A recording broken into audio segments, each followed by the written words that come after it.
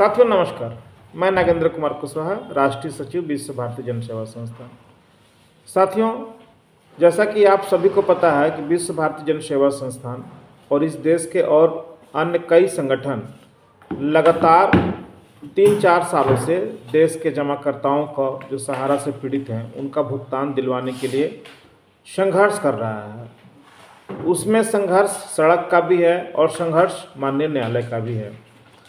हम लोग वहाँ पिटीशन लगाए हुए हैं, अभी तक उसकी संपूर्ण सुनवाई नहीं हो पाई है।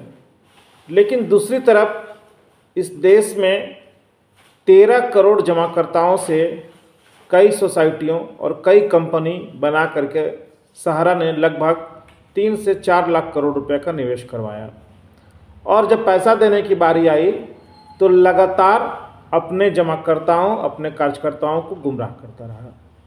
ये गुमराह केवल अपने जमाकर्ताओं को ही नहीं किया, माननीय सुप्रीम कोर्ट को भी किया।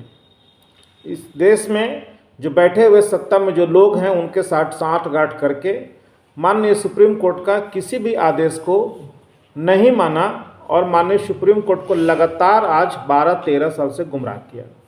जैसे आप सबको पता होगा कि 31 अगस्त 2012 को माननीय सुप्रीम कोर्ट ने सहारा के रियल एस्टेट कॉरपोरेशन लिमिटेड और सहारा हाउसिंग कॉरपोरेशन लिमिटेड 2 कंपनियों को अवैध घोषित किया था, और उसका पैसा 15% ब्याज के साथ में देश के लोगों को भुगतान करने का आदेश दिया था। लेकिन यह इतना चालाक और इतना धूर्त था सहारा का मैनेजमेंट कि माननीय सुप्रीम कोर्ट की आंखों में धूल झोंक करके उस आदेश को नहीं माना और उक्त दोनों कंपनियों का री इन्वेस्टमेंट या कहें कन्वर्जन उसको सहारा की क्यूसब कंपनी और सहारा की कई सोसाइटियों में करवा दिया। मतलब जा करके माननीय न्यायालय में झूठ भी बोला कि हमने आपके आदेश आने के बाद उन 2 कंपनियों का भुगतान कर दिया, न्यायालय को गुमराह किया। दूसरी तरफ माननीय सुप्रीम कोर्ट ने सहारा को आदेश दिया कि 24,700 करोड़ रुपया आप सेबी में जमा करा दीजिए, सेबी आपके जमाकर्ताओं को भुगतान कर देगा। यहाँ भी ये सहारा ने माननीय सुप्रीम कोर्ट को गुमराह किया और अपनी धूर्तता दिखाते हुए सहारा के निवेशकों से कोऑपरेटिव सोसाइटी का पैसा लेकर के वहाँ जमा किया टुकड़ों टुकड़ों में, और सहारा के निवेशकों से जो ज़मीनें खरीदी गई थी उसको भी टुकड़ों टुकड़ों में बेच करके कुछ पैसा वहाँ जमा किया और कुछ पैसा खुद ही डकार गया। मतलब यहाँ भी इसने सुप्रीम कोर्ट को धोखा देने में कोई कसर नहीं छोड़ा और उसकी आड़ में लोगों को गुमराह करता रहा। आज भी आपको पता होगा कि 24,700 करोड़ रुपया सहारा जमा नहीं किया, करीब 9,000 करोड़ रुपया आज भी बकाया है। दूसरी तरफ देश के लोगों को जो सोसाइटी के डिपॉजिटर्स थे या कॉमर्शियल के डिपॉजिट, उनको गुमराह करता रहा कि हमारा मामला सहारा सेबी में चल रहा है, हमको जब ये फैसला हो जाएगा तो हम इसका भुगतान कर देंगे। जबकि फैसला 2012 में ही हो चुका था। ये सबकी आंखों में धूल झोंकने का काम किया। उसके बाद वो वहीं नहीं रुका। माननीय न्यायालय ने कहा था, सुप्रीम कोर्ट का यह आदेश था कि जो 71 प्रॉपर्टी आप 20,000 करोड़ रुपए का सेबी में जमा कर रहे हैं, वो संपत्ति जब भी बिकेगा तो सहारा सेबी के एस्क्रो अकाउंट में ही वो पैसा आएगा। यहाँ भी माननीय सुप्रीम कोर्ट के इस आदेश का उल्लंघन किया सहारा ने, और माननीय सुप्रीम कोर्ट को अंधेरे में रख करके गुमराह करके उनमें से कई संपत्तियों को बेच दिया, और बेच करके न निवेशक को 1 रुपया जमा किया और न माननीय सुप्रीम कोर्ट का जो आदेश था उसके आदेशानुसार सहारा सेबी के एस्क्रो अकाउंट में जमा किया। यहाँ भी उसने माननीय सुप्रीम कोर्ट को भी धोखा दिया, देश को भी धोखा दिया, देश के जमाकर्ताओं को भी धोखा दिया। दिल्ली उच्च न्यायालय ने, माननीय दिल्ली उच्च न्यायालय ने इसको आदेश दिया कि आप सोसाइटियों का भुगतान करो और नया कलेक्शन लेने पर रोक लगाओ, आप नया कलेक्शन नहीं ले सकते हो। उसके बाद दिल्ली उच्च न्यायालय के आंखों में भी धूल झोंकते हुए कई सेल कंपनियां बना करके उन सेल कंपनियों में सहारा के जो निवेशक थे, डिपॉजिटर कोऑपरेटिव सोसाइटी का, उन निवेशकों से सादा कागज में पैसा लेना शुरू कर दिया और उनका करोड़ों रुपए सादा कागज के माध्यम से पूरे देश भर में जमा करवा लिया गया। यानी कि यहाँ भी माननीय दिल्ली उच्च न्यायालय के आंखों में धूल झोंकने का ये काम किया। देश भर में लगभग 10,000 से ज़्यादा लोग आत्महत्या कर लिए सहारा से भुगतान नहीं मिलने के लिए, लेकिन आज तक ये माननीय न्यायालय में ये बात नहीं कह पाया कि हम आपके आदेश की नहीं पालन कर पा रहे हैं, तो लोग इस तरह से तिल तिल करके मर रहे हैं।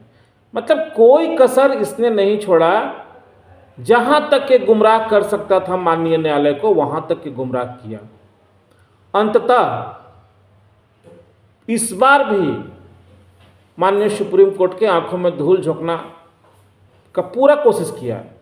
जो 88 प्रॉपर्टी अडानी के हाथों ये बेच रहा है, उस 88 प्रॉपर्टी में जो उसकी संपत्ति है ही नहीं, जैसे ताज़ा प्रकरण अभी आप देख रहे होंगे, सहारा शहर लखनऊ का 177 एकड़ की ज़मीन जो उसका है ही नहीं। हम लोग को भी नहीं पता था, हम लोग भी समझ रहे थे कि वो सहारा का ही होगा, लेकिन आज पता चल रहा है कि वो उत्तर प्रदेश गवर्नमेंट का है, वो नगर निगम का है। जैसे ही उनको ये बात पता चला कि हमारी ज़मीनें अडानी जी को दिया जा रहा है, तो वहाँ की सरकार सजग हुई, अलर्ट हुई, एक्टिव हुआ और उस ज़मीन को अपने कब्जा में ले लिया। अगर वो लोग थोड़ा सा भी इसमें कमजोरी आता तो उस ज़मीन को ये लोग अडानी जी के हाथों बेच दिए होते।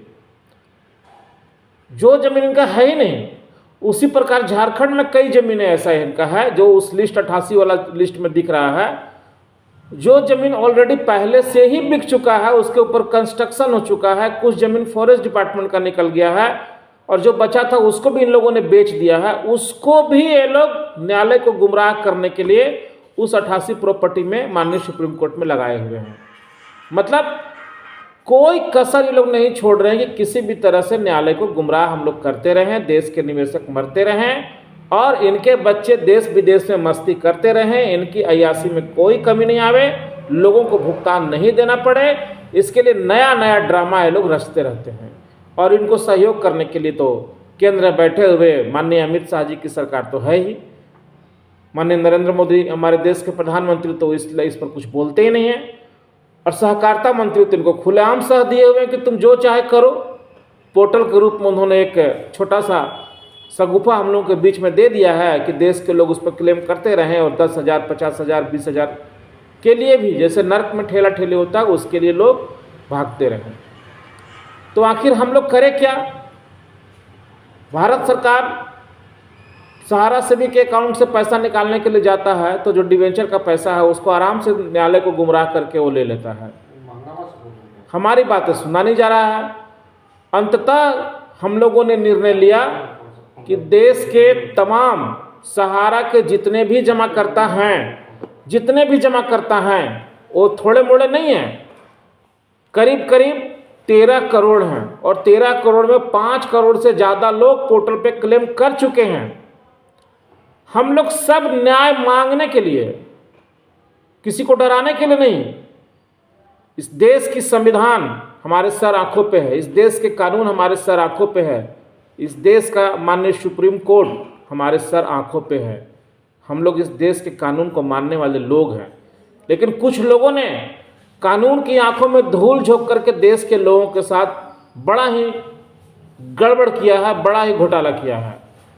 तो हम लोग न्याय मांगने के लिए माननीय सुप्रीम कोर्ट के दहलीज पर 14 अक्टूबर को जाएंगे और सच बताएंगे कि साहब हमारी बातें सुन लीजिए कि आपके आदेश की अवहेलना सहारा ने कहाँ कहाँ किया और उसका परिणाम स्वरूप हम आपके सामने खड़े हैं कि आज हम न जी पा रहे हैं, न मर पा रहे हैं, पाई पाई के लिए तरस रहे हैं, ना हमारी बेटियों की शादी हो पा रही है, ना हम अपने बच्चों का फीस का पैसा दे पा रहे हैं, ना हमारे बुजुर्ग MIS का पैसा के बिना अपना इलाज करा पा रहे हैं, ना उन्हें दवा मिल रहा। तमाम तरह की जो विसंगतियां हैं वो हम लोग माननीय सुप्रीम कोर्ट के दरवाजे पर खड़ा होकर हाथ जोड़ करके माननीय जजों को बताएंगे कि हमारे साथ क्या क्या अन्याय सहारा ने किया है, जो आज तक सुप्रीम कोर्ट के पास गया ही नहीं।